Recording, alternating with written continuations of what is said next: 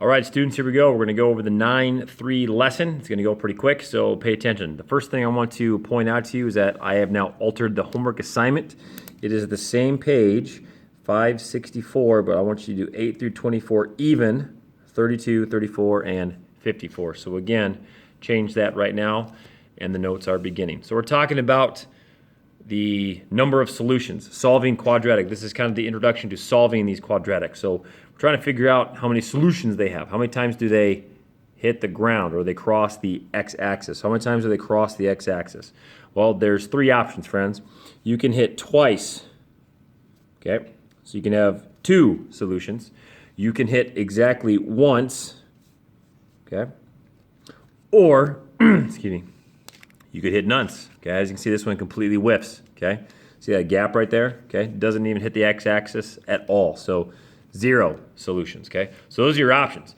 When you have a curved line going through a straight line, okay, the x-axis is a straight line, and a curved line, what happens is that you're gonna hit twice, once, or nonce. So that's what's going on today.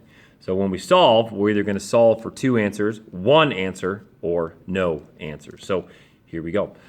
We're going to graph these really quick, so here's how you can find solutions by graphing. If you were to graph these really quick, and I'm going to do that right now with my graphing calculator. So I'm going to graph x squared minus 16 equals 0, okay? So you actually solve this. In real life, we'll solve it with graphing here, but I'll show you how to solve these with math skills. So here we go. Let me clear all this out, go away. Here we go.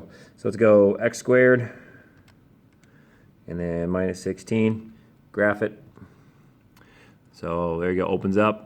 Now that's actually negative 16 right down in there, okay? Because if you remember minus 16, the vertex would be negative 16 down, and then you would go through. It looks like we hit 1, 2, 3, and 4, and 1, 2, 3, and negative 4. Okay, 16, 4 squared, huh, weird, right? So hit there, hit there. Again, this is just kind of a rough sketch. I'm gonna cheat a little bit here. Let's make you negative 16. So a rough sketch of this thing, it's gonna go up and hit right about there. Again, I'm just kind of a rough sketch. Humans were not meant to draw these with super duper crazy accuracy, but as you can see there, we've got 2 solutions. Okay, what are our solutions? 4 and negative 4. Okay, weird. I wonder if that had something to do with 16 and 4 squared. I'm not sure. Okay, but let's graph this one, see what happens here. Y equals, go away. What was it? It was 3x squared, 3x squared. By the way, if you don't have a calculator, I would recommend practicing with these things. The better you get at using these calculators, the better you're going to be. See what we got here. Oh, looks like we swing and a miss. Oh, that's sad. There you go.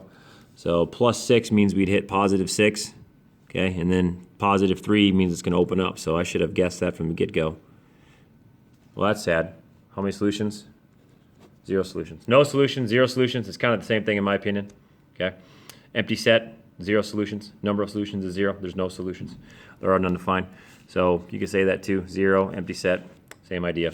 Okay, this one looks fishy. Let's see what we got here. Ooh, I'm not sure if I can graph this. Let me see here. Oh, I probably can't graph it until it's equal to 0. That's kind of a trick, friends. You can't solve these things until they're equal to 0. You can't graph them, excuse me, until they're equal to 0. So how about we do that here really quick. Let's go plus 25 both sides. Get a 0 over there. Plus 25 to both sides. That's going to be kind of weird. We're going to have an x squared, negative 25 plus 25. They both cancel? Well, that's kind of fishy. When does x squared equal 0, or just basically when we do x squared? Wow, this is weird. Crazy. I picked some pretty cool examples. X squared, oh look at that, boom, right through the middle. Now it will not always hit the middle. It may hit over here, it may hit over there. Okay, but you'll see more of those the more of these we do. Okay, so again, hits once. Kind of giving you a false representation of how many times you can get one solution. You won't always hit the exact middle, but we'll see those in the future. Okay, one solution.